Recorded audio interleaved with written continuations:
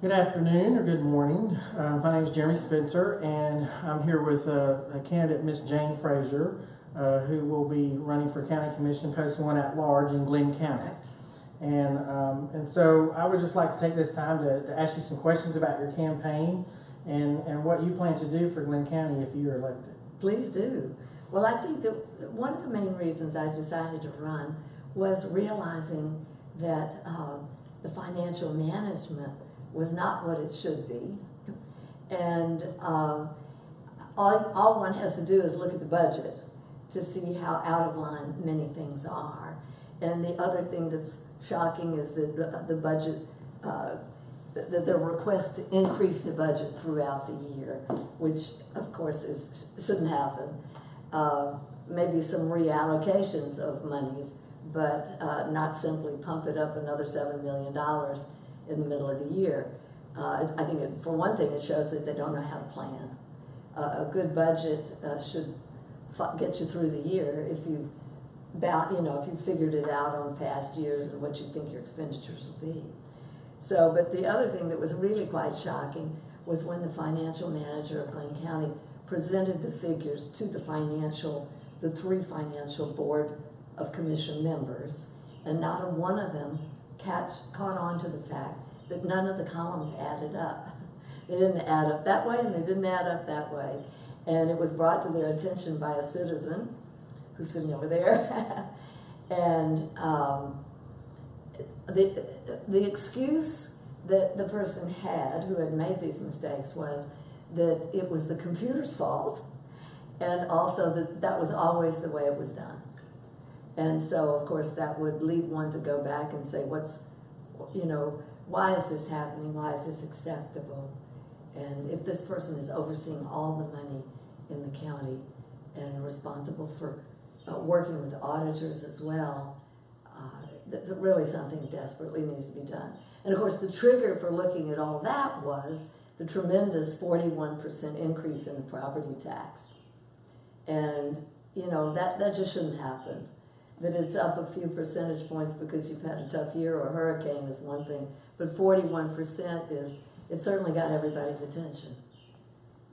Well, let's talk a little bit about some of the things you're willing to do and planning to do if you're elected on the county commission. What is your number one goal if you were to get elected to push legislatively for the council? Well, I would certainly sit in on the financial management group to see what they're doing and if they're running efficiently. Another thing that bothers me a great deal is the consent agenda. So a lot of things are proposed that should never be voted on, or at least should never be voted on without some public input. So that takes us, of course, back. That doesn't answer your question, but it takes us back to transparency. But all of it ties in together, actually. If one thing functions, everything's going to function correctly. So I think, going back and making sure that that what the staff says is presented really is presented. A great example would be last week. There were two quotes, final plats, up for a vote. They were both put on a consent agenda, which meant no input from the public. And the first one didn't even have a map, so it wasn't a final plat. The map was added after the vote. And the second one had so many problems with it. The road was supposed to be 50 feet wide, but if it were widened to 50 feet, then at least 14 of the lots wouldn't comply with the R6 designation that they were supposed to be. That was just a small example, and that at least was pulled from the agenda. But the number of problems with that, and the fact that it got from staff to the Board of Commissioners, and that it actually was on the consent agenda, is pretty extraordinary. If I hadn't spoken out, no one would have ever looked at it. So what would have happened? The erosion in soil calculations were incorrect. The road would be the wrong size. The lots would be substandard. Once that house gets built, on a 5,000 square foot lot and it's supposed to be 6,000, it's, it's too late. There are not very many judges that would say tear the house down. So just a lot of incorrect material from staff that is brought to the Board of Commissioners. What I would do is most definitely look hard at everything that's brought to the commissioners for a vote and not have a list of 36 items that are on the consent agenda. So would you be in favor of, I guess an X amount of consent agenda items, would you be in favor of a small work session to discuss those items publicly or not have a consent agenda at all? Well, I think the work session is wonderful. Unfortunately, the work sessions happen at 1 or 2 in the afternoon, and I happen to work all day. A lot of people do. Are they supposed to leave their jobs and come down? They see that this new project's going to flood their backyard because somebody's building 6 feet up right behind them. How can they attend that without losing their job? So I'm all for work sessions, and I'm definitely for public input. I think if we're going to serve the people, and we're there as servants of the people, I think that's been forgotten. And then if the meeting goes longer than it should because more people want to speak, that's their First Amendment rights. And plus, it's due process too. Has it gone through all the steps that are required in order to build there, or in order to put a new road, or in order to, these things, there's a lot of talk about property rights, but it's a two-way street. So if your neighbor builds up 6 feet and you get flooded, you too have property rights. So finding that balance is where I would certainly put a lot of attention. How do we find that balance? Okay, that's a good fair answer. I want to kind of go into some of the I guess hotter topics for the county commission, and you have touched on the budget process and how that process is not inefficient. Not efficient. Right. Yeah. All right. What would be one of the biggest things that you would change about that overall process? I know you had mentioned bringing those forth for public comment, but specifically, what would you do as a county commission, and how would you inform your fellow colleagues on the board? Well, I would work to do that for sure. I realized this year that they really don't have a grasp, perhaps. They're too willing to accept what staff brings them. And so having found as many errors as we have with these figures, I think oversight would be important. So if we're meeting, for example, at the Bait Building, taking the time to go to staff and say, well, I looked at this budget item, and can you tell me why it's up 40%? Now, sometimes they can. The other thing that's quite interesting, a lot of people are interested in, is the bidding process. We keep seeing that one company gets all the bids over and over again, or one architect gets the jobs over and over again, or one heating company gets the jobs. And I've spoken with a lot of people around the county about that, and they're quite distressed that they don't know when a job is opening up. They don't know when a bid is open. And of course, the county person in charge of that says, well, it's on the website. But if you're out repairing an AC unit, you're not going to be on the website. So I think it's a better use of tax dollars to make sure that we get a lot of proposals on all these jobs, and not just the select same few that are given the county jobs over and over again. I'm not saying that county jobs are the most elegant and best jobs in the world, but I think every citizen, every company, every small company here should have a good chance to bid on those jobs. And I think that we as taxpayers would get a much better deal. The more bids we get, the more competition, the better the price we should get as taxpayers. Do you think that bid process is an internal policy issue that can be corrected by the county commission, or is that something that's kind of mandated by state law? Oh, I think it absolutely can be improved. Okay. At the local level? At the local level, like everything else. Okay. You brought up something else in your discussion there about the communications of, putting out those bids and stuff. I'd like to go a little further with that and talk about the communications overall for the county and how they communicate, the agenda to people, county meetings, big decision-making pieces, and even going as far as the communication that was that occurred during the hurricane evacuation. Okay, so where do you feel like the county could improve on that? Oh, well, open government, I mean, you know, not getting the agenda for the Island Planning Commission until 3 or 4 days before the meeting, and you may want to consult with an architect, you may want to consult with a land planner. You know, there are a lot of, if you're going to do, as a citizen, if you're going to do due diligence on something that's going to be proposed, and you want to know everything about it, because staff is not bringing it to light, then you as a citizen, this is what I've been doing now for at least 10 years, is going in depth on a lot of these projects and discovering that staff has not done the job, that perhaps engineering is using the wrong figures, or they're using the 25-year instead of 50-year floodplain, or they're jiggling this way and that. And so if you want to do the due diligence that you should to ensure that your tax dollars are being used wisely, you really need some time, and you certainly need more than 3 days. So if the meeting's on a Tuesday, you get the information Friday afternoon, that leaves you a Saturday when no one's working, that leaves you a Sunday when no one's working. So really all the information that all the time you have to delve into these is money. Well, now the Board of Commissioners is just about as bad. I should be able to tell you exactly when they put theirs up, and of course everybody's been requesting to have that information sooner. But like I mentioned a minute ago with the final plat, that information wasn't even shown until the Friday before the meeting on a Thursday. And then I checked it Saturday, Sunday, Monday, Tuesday, in the hopes that there would be an actual map or an actual final plat to see what they were voting on, and it never appeared. Well, I'd like to ask you, if you are elected, and that does happen again, and you're in the minority on the board, Yes. okay, what are you going to do to inform the constituents that this is such an example like that is going on? What are you going to do? Well, I think it'd be a lot easier as a member of the board 5 days ahead to say to staff, you work for the commissioners, and this material is inadequate.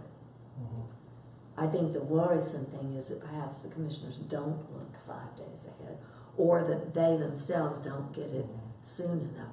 So I just went on the oversight committee last week, and one of the things we requested, I particularly requested, was that we have the information at least 1 full week ahead, so that we would have time to read it carefully. Not get it at the meeting. Right. Apparently, last year they were getting some information at the meeting, or the county staff walked in with it. That's not, you know. Would you be willing to draft an ordinance that basically requires that? Oh, absolutely. Okay. Absolutely. I'd like to go into discussing communications across the government agencies and how that could be improved here in Glynn County, because I think they did an effective job. As somebody watching from afar, I think they did an effective job somewhat during the Hurricane Irma process with each other. But how would that translate into a more effective communication to the public at large? Well, it is a difficult issue. I think they failed. My son is on Sanibel Island down in Florida, and the communications people there are just so extraordinary. They start way ahead. Now I know it zigzagged, and of course they too had to move, and then they didn't have to move, and that kind of thing. But they got hourly reports, and they got reports that they could really count on. And I think it's really important to figure out how you're going to reach people too. Do you really want Facebook to be the way people find out what's going on, or can we not have something set up that's a little bit more efficient? I think there were also mixed messages. I know with Matthew, they had one road coming into the county, and until two citizens spoke up about it, and at the time, we asked, what if you have an elderly citizen who's coming back after the hurricane? What if you have someone with pets in the car, and it's backed up for 6 hours in the heat, you're going to have people in real trouble. You're going to be in much bigger trouble. You really do need to open up a lot of checkpoints, and so that could have been a whole lot better. But not only did they need to open up the roads, but they certainly need to communicate to people where those entry places were. And as far as keeping people out, yes, obviously you don't want to let people in when there's live wires everywhere. Right. I mean, there's no doubt, but it's quite a problem. Let's transition into the infrastructure discussion. The Joint Water Sewer Commission, like many infrastructure committees and policymakers along the coast since Irma, have stated that our infrastructure is quite challenging. Glynn County is no different. And so, what are some things that should be done immediately to correct that? Because if we have a stronger storm that comes through here, it's going to be quite devastating. And so what things would you propose in getting that infrastructure up to par? Well, I think one of the most important things would have been to give all of the SPLOST, $72 million, to Joint Water and Sewer immediately so that they can upgrade their systems. I think it's unthinkable that in 2018 that we have sewer problems to the extent that we do, and failures that you and I don't even know about, or pipes that may give out at any given time. So certainly starting with the most dangerous situation, I guess, which would be a sinkhole, a pipe that bursts and creates a sinkhole, and we already have had, E. coli, and we're a beach community. I would think that would be absolutely top. So rather than putting money into a roundabout or other things like that, I think it all ought to go into Joint Water and Sewer from that SPLOST. Mm-hmm. That said, I think also it's very important to separate the departments so that Joint Water and Sewer can function as its own it knows what it needs to do, and it's got good management now. So pull the politicians off it. If they're having their doorbell ring every 2 minutes saying, we just got to put in 15 houses here, you got to come out this way, because they're being pulled in every direction. This takes away from the basic needs that they know they have to have, because they've got this constant pressure on them from all the different sources. They need the sewage treatment, they need this, they need that. And I would say the same thing for the county, that the engineering staff be completely isolated from political pressures. Now that may be a pipe dream, but I think it should happen, because what it means is the noisiest, the pushiest, the noisiest person is going to get the attention of that staff person, rather than all citizens having a fairly equal chance, all developers having an equal chance. I think if you speak with different developers, they'll tell you, oh, so-and-so, he always, he can get into the meetings on Tuesday, but I'm not able to get staff help. So I think, just trying to do the best we can to remove political pressures and let the staff people do their jobs. You talked about the SPLOST money being designated to completely start do you think the current funding in that SPLOST is enough to do what needs to be done now? No, it's 15 million. Okay. So what would be an additional recommendation that you would do to continue funding the infrastructure improvements that obviously need to happen? Well, I think it would be a reallocation. And where would you take it from all the different departments where they have doubled their budget. Okay. Which will not endear me to the people who have doubled their budget. But for example, Superior Court budget was doubled. I think also we have to make a real effort to find out who stole the money from Superior Court. Why is this money missing over 6 or 7 years? And why is the person who took the money not in jail? So I think that's the job of the commissioner. The commissioners say, well, they're constitutional officers, but they can stop the functioning and really say to the public and get some good, the public is behind everybody in finding out why this theft is happening and getting on top of it. So, there's a lot of money. When you really study, I have this whole budget here. When you really study this, you begin to see all the extras here and there, where the money could be shifted. There has been some discussion of using SPLOS, creating another SPLOS and putting that allocation toward infrastructure. What is your position on those thoughts about creating a new SPLOS to fund infrastructure? Well, I think the SPLOS that was just passed, it was agreed that there would be an oversight committee to oversee the functioning of it. And almost everyone I've spoken with said they would never vote for the SPLOS without the oversight committee. But now we have the commissioners, at least some of them, saying that they don't want any oversight. So you've got a real problem there.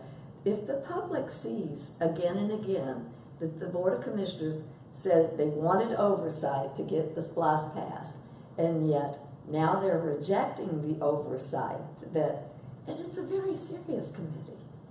These are people giving up their time to meet and study these figures and offer their services free.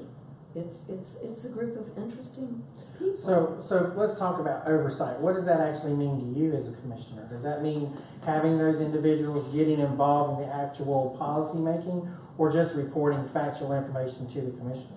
Reporting factual information in time to make a decision. So, for example, if they say that they're going to spend $5 million on a roundabout, and then we discover that the research on the roundabouts are 2 years old, or that it's a one-lane roundabout, which when you speak with other, and I have other traffic experts, you realize that could be jammed up very easily. Once you've got a total stop up on a one-lane roundabout, you could be stuck on there forever. It's kind of like the 1960s song, Be on the MTA Forever.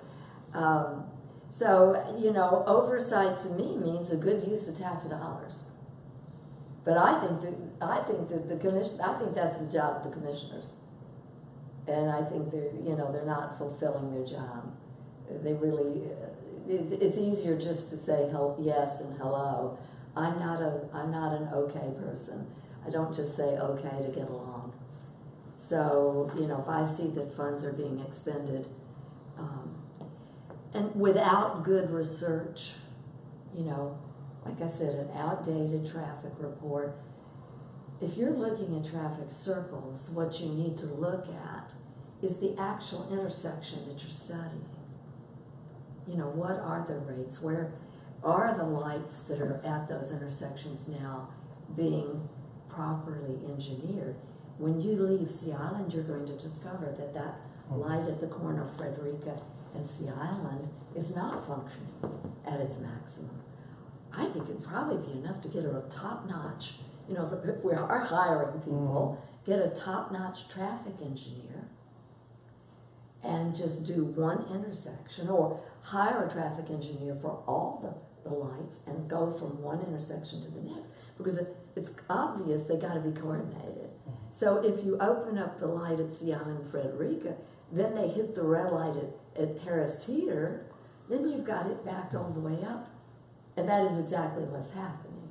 And of course that light should never have been put in. It was put in because of a lot of political pressure. And again, this is why I say, get the political pressure off, because we're making some bad decisions in engineering because of that. There should have been a way to move that light further out.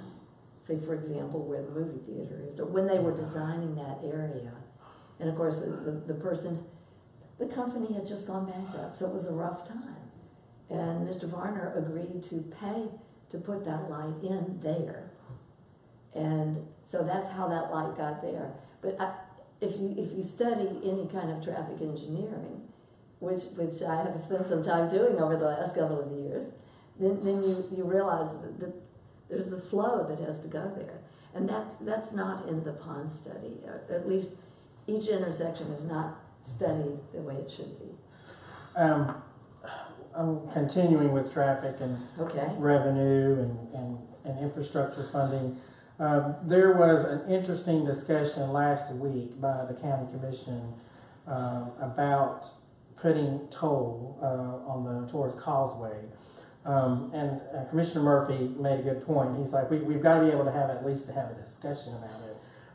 And he said he felt like some comments that he received, they were just kind of throwing the knives at him and saying, no, don't put a toll here. But is this? And he actually said the conversation was premature to have, but then he did say he wanted to have the conversation. So what should we be talking about where that's concerned? Should we be talking about a toll? Is that realistic for funding infrastructure projects? And how, if that is even possible, how does that work? How would you support something, or would you support something? I would not support it. And if you think about the people that come here every day, these are the very people that have just seen the 41% tax increase. And so you're really hitting them ground level again. You're hitting them with a tax, basically. You want to come over here to work, you want to come do your job, then we're going to tax you. It's a heavy burden. Well, some people would say that that's not a tax; it's just a fee. So, what's your position on it? It's money out of your pocket. Is my position. It's money out of your pocket. I paid the toll. I came here, in the times that we had the toll, and of course, a lot of my concern would be, if ever there were such a thing, that those funds would not be used in the way that they were promised to be used. And I think that's one of the things we're seeing over and over again is, we're going to use this on infrastructure, and then all of a sudden off it goes in this direction or that. If that did happen, and it's a possibility. If that did happen, would you? Let's just assume it did happen. Would you propose keeping all the revenue in Glynn County, or sharing some of that with the state? I do know that there's probably some requirement to share that with the state, and how much should Glynn County get to keep off that revenue? I'm not going to discuss that because I don't think it's ever going to happen. And again, if it had been there for 20 years and stayed as a functioning toll collector, but I think it's a non-starter, quite frankly. And the fight over who's going to get the money again, it's like the SPLOST. Yeah. I mean, no doubt that we need infrastructure improvements. I just keep coming back to the $5 million on the roundabouts. How many potholes and how many roads would that fix? I mean, that's the thing. You put those over where they're not needed and they're definitely not wanted. 80% of the population is very opposed. That money needs to be allocated to improve the roads, improve the intersections, get the lights fixed.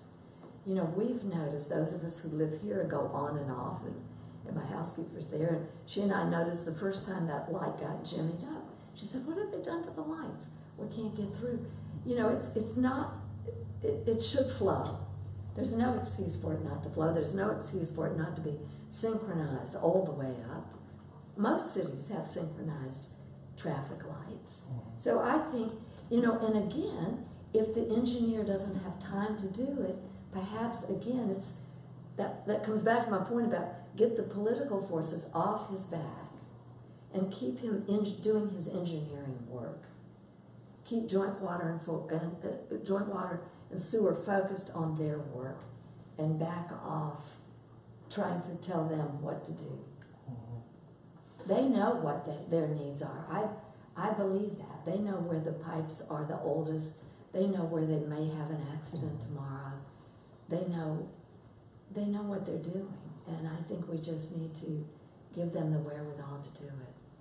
There was, I'm kind of switching gears, but it goes back to the oversight comment that you were talking about. you know, local legislation is often sent to the local representatives in Atlanta, and they push those things through. I'm not really adverse as to the situation I'm about to bring up, but this deals with a tax collection or a tax commission issue or a collection where there was legislation sent, and clarify it for me if you know what I'm talking about, was sent to Representatives Jeff Jones and Representative Hogan to basically essentially go to court with these people and recoup those tax collections back, unless I've got it backwards. And apparently it was going to cost the Glynn County taxpayers a lot of money. My question is, you know, why would the county commission send something like that to the legislators and then send it through? You know, what would have been your role? What would you have done as a county commissioner to either rectify that before it got sent to the legislators? It's a lawsuit. Mm-hmm. It's a lawsuit on the homestead. Mm-hmm. And so apparently what the lawsuit is about, as I understand it, is that a number of families should have received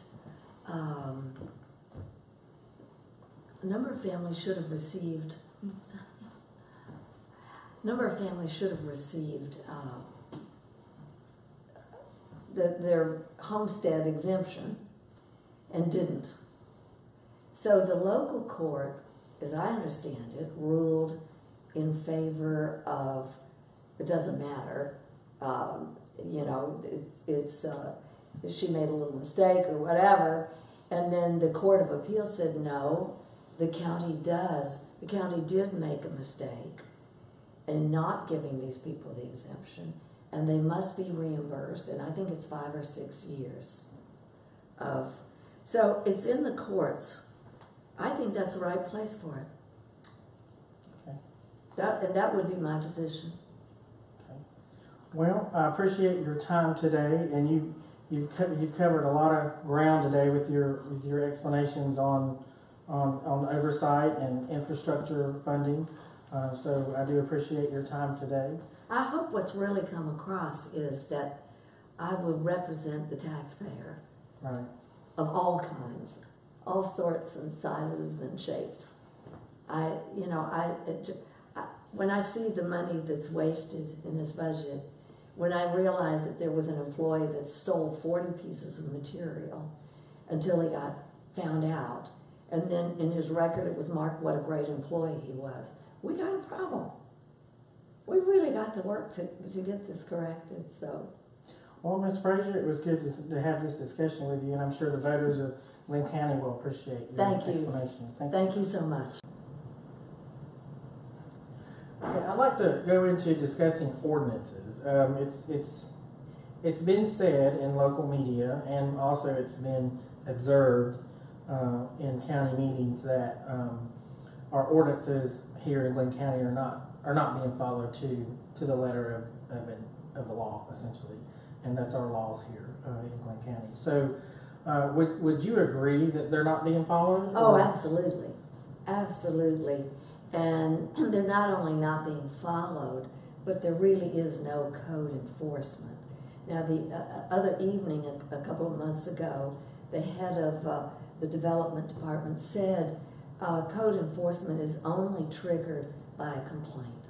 So in other words, there is no enforcement unless there's a complaint. But when there's a complaint, there's already a problem. So you could see it's the tail wagging the dog. And one man stood up in the audience that evening and said, well, I filed a complaint 10 months ago about about an ordinance not being complied with, and I still have not heard from you. So if it's complaint triggered and each one takes 10 months, then we're not in very good shape here. So yes, code enforcement is something that I take very seriously. And again, presenting to the board a Thursday on the Ides of March of all days, that's exactly what I was doing, was pointing out all the lack of compliance of the 2 final plats that were coming up to be heard. So, you know, here's staff presenting these things to the Board of Commissioners. They're non-compliant. There's no final plat. The final plat's not signed. It's not certified. All the things that are required by the ordinances, none of them have been filled out. All of that was pointed out. And I'm, looking at the county attorney, and I'm looking at the other commissioners and wondering if they're registering. And they went ahead and voted on one of them, knowing that it was non-compliant. And I can't remember which commissioner it was, and the meeting's been a few weeks ago, but he essentially said the same thing you said. He said, are we going to implement the ordinances for everyone, or are we just going to kind of pick and choose as we go along? I can't remember who it was at the time. But and of course, that's like children in school. They know when the teacher gives the favorite an A and gives somebody else a C. That's the kind of thing that's happening, is the favorite person gets an A. They get to have a variance for their sign, as it was on the sign, I think. Right. They get to have a variance on their sign, and then you'll often hear everybody does it. Well, and then we also had a planning and development staff member stand up for enforcing the ordinance. And I was shocked to see that two of the commissioners said, so what? Now, they took an oath to uphold the ordinances. And yet, when they have a staff member that finally does her job and does it well and says, gentlemen, this is what the ordinance says, and they say, oh, well, everybody does it, and they voted to have a variance. And what's the next person going to say? And what's the next person going to say? So, yeah, I think consistency in applications of ordinances is crucial. But the other thing that's interesting is we paid RS&H $65,000 summer of 2015 when we had the moratorium here to redo the ordinances and to re-edit them and to do the work that everybody's grumbling about now. How many times are we going to pay to redo the same things? There were a lot of good edits made. There were some serious open government type changes made, but nothing moved ahead. That was the same year they started working on a new tree ordinance. What's interesting to me is they started talking about a new tree ordinance, and then they pretend that the existing tree ordinance doesn't exist, and so it's not being enforced. And I can give you very precise examples of that. And, old growth trees just coming up the drive today. There have been 6 beautiful old growth trees taken down just in the last week. They just, it's just, people need to understand that it's the roots of those trees that absorb the water when we have the flooding. And if you cut every one of those trees down, you're just going to lose. We're a barrier island. We need something to hold the earth. I'd like to go into a popular discussion that happens a lot up here in Glynn County. Is there's always this discussion about consolidating government, and obviously you're a limited government, small government person. Is that even realistic in Glynn County? And what is your position on consolidation? Well, bigger is not necessarily better, as we've seen with a lot of the mergers of big corporations. But I think, from a political standpoint, it's probably not going to happen. The city, the city would lose a lot of political power, perhaps, and that would not necessarily be good for them. So, there ought to be a way that the groups work harmoniously without going through some complex, if you see what I mean, having a committee of the real thinkers of the future from the city and the people who are concerned about the future for the county, and meet and see what our mutual goals are, and do it in that way. So a lot of groundwork could be laid first. But, why stir up a problem we've got enough problems right now, just getting the budget under control, just getting code enforcement, getting those ordinances enforced. To me, that's the most important thing. When people see that laws aren't enforced, they tend to break them. I think it's like the broken windows. I'm a great believer in that. If you enforce broken windows, you're going to stop crime all the way up the ladder. And I think it's the same with the ordinances. If you I've got a neighbor back here who's a 1 foot setback. Well, we all know it should be 7. The fact that he got away with it means other houses are getting away with it. So it's creep. It's kind of like a lawless creep. And that's exactly what I want to put a stop to. Okay.